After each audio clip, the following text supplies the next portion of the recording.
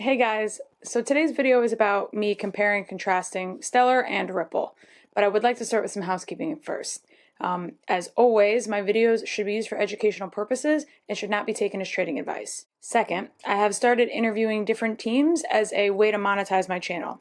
I'd like to say that all of the questions that I asked, I have either sourced from the community via asking them on Twitter or Reddit, or I've done my own research and come up with questions that I think are interesting. I screen the projects before I agree to work with the team because I want to make sure that they have an active group of people working on it, that there's a roadmap, and that there's a goal. I don't just pick any project that comes my way. That being said, those are the only videos that I'm receiving reimbursement for. All of my Crypto 101 or my coin review stuff is done on an interest basis, which I've been pretty transparent about from the beginning. I've started using polls, as some of you have noticed, to pick out projects that people are more interested or stuff that I think that the community is going to really want to hear about. If anyone ever has any questions about what I do, about the channel, about my projects, anything at all, feel free to come on my Discord and ask. We have a very friendly group of people in there. You can also message me on Twitter or tweet me just in general because I'm on there pretty frequently. Okay, now that that's over with, let's get started. Ripple Labs was formed by Jeb McCaleb in 2011, and it's a financial tech company that sells payment software to banks worldwide. Their goal is to create a network in which payments can move around fast, secure, cheap, and globally. The cryptocurrency XRP is different than Ripple Labs. XRP is the native asset that runs on the Ripple network. When we think of Ripple, we often think that Ripple and XRP are interchangeable, and that's not the case. Ripple is actually completely separate from XRP, and that kind of causes some confusion. Ripple created XRP in order to be able to deliver its products more efficiently to its customers. However, it should be noted that XRP is not actually required to use the Ripple platform, nor is it required by banks if they decide to choose to use Ripple. Ripple uses the Ripple Protocol Consensus Algorithm, or RPCA, and it runs on a permissioned ledger where Ripple, because of regulations, has to maintain a unique list of all of the active nodes on the network. Anyone could start a validator, and anyone could choose any validator that they want, but the unique node list by Ripple is considered the standard. Transactions are grouped into sets, and each set is voted on by the validators. Each set must go through 4 sequential rounds of voting. Let's talk about their flagship products a little bit.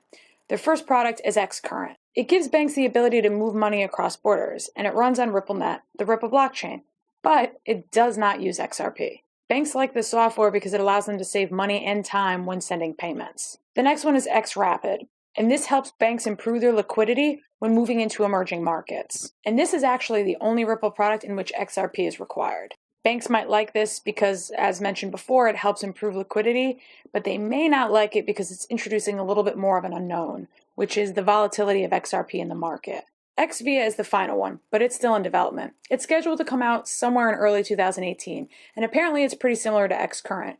Only instead of allowing banks only to use the platform, it allows other entities to use the platform and send funds. However, this one also doesn't require XRP. Ripple touts an impressive 100+ banking institutions that are working with them. But I'd like to be clear, those 100+ are working on the platform xCurrent, which, as stated before, doesn't require the use of XRP. There's a list of about 4 or 5 cooperating partners that use xRapid, which means there's only about 4 or 5 cooperating partners that are actually utilizing XRP. Ripple Labs is a very successful company, but a lot of people associate that success with assumed success for XRP, but they're two very different things. Let's move on to Stellar.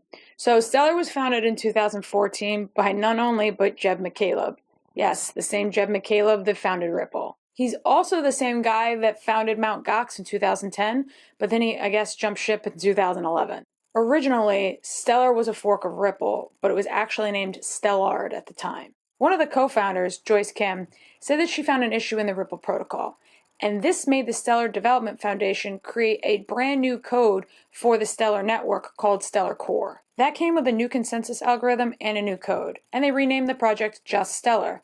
It went live in November 2015, which means that the argument that Stellar is just a fork or just a clone of Ripple is no longer accurate. Stellar is an open source protocol for exchanging money.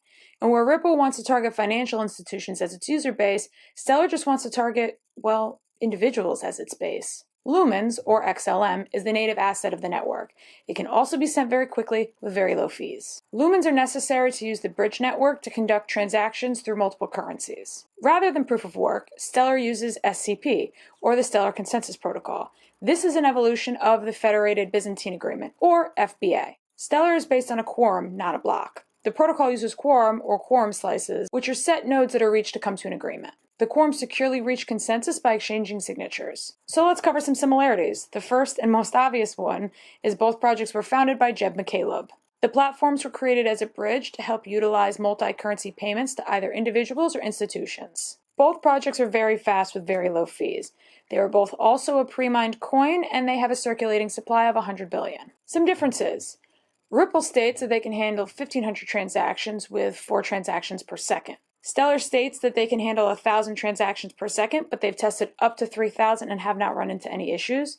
They also validate transactions in 3 to 5 seconds. Ripple allows freezing of currency that one has issued, and as far as we know, Stellar does not support that. Stellar is also inflationary, with 1% new coins being created yearly and all of the fees being recycled. The network also collects a base fee for each operation and a transaction. Each week, these funds get put into an inflation pool, and the protocol distributes these lumens out to account holders. Ripple destroys fees, which means the total number circulating supply of Ripple over time is going to decrease. A big controversy is Ripple is criticized for Ripple Labs holding 61% of the total Ripple in circulation, whereas Stellar states only 5% of lumens are held by the Development Foundation, and those are used for operational costs. What's pretty neat is there's a website that you can see the distribution of lumens live, and I'll leave the link in the description. One major argument over Ripple holding all of those coins is they've put 55 million into escrow, which means they can't just up and sell it and saturate the market. They've stated that they take out 1 billion a month to fund the project. Stellar allows you to choose whom you trust, which allows a little bit more freedom and decentralization, whereas Ripple's network is privatized, which means not everybody can participate in the system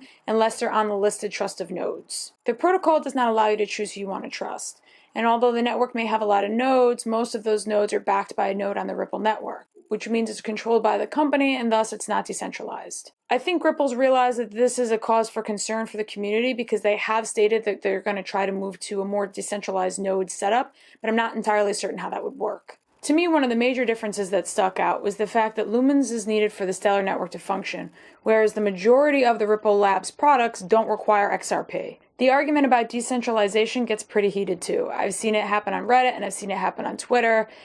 The whole Ripple Labs holding 60% of the coin thing doesn't really look that fondly upon them. An issue I see with both projects that could cause a little concern for people is that both were founded by Jeb.